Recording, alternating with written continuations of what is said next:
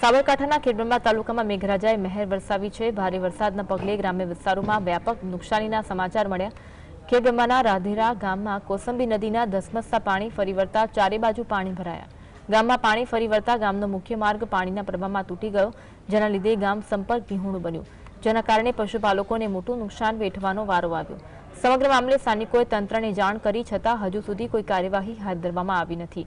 વરસાદના કારણે વીજળી ગુલ થઈ જતા લોકોમાં રોષ જોવા મળી રહ્યો છે। અંદર 15 થી 16 ઇંચ વરસાદ પડ્યો છે। તે વરસાદના લીધે ખેતીની અંદર 100% નુકસાન થયું છે।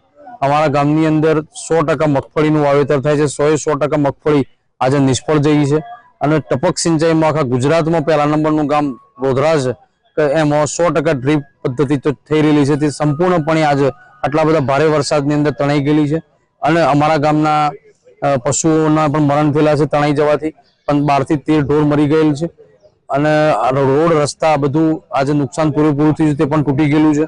લાઇટના થાંભલા પણ તૂટી ગયેલા છે અને આજે અમારા ગામની અંદર સરપંચના ઇલેક્શનની ચૂંટણી છે।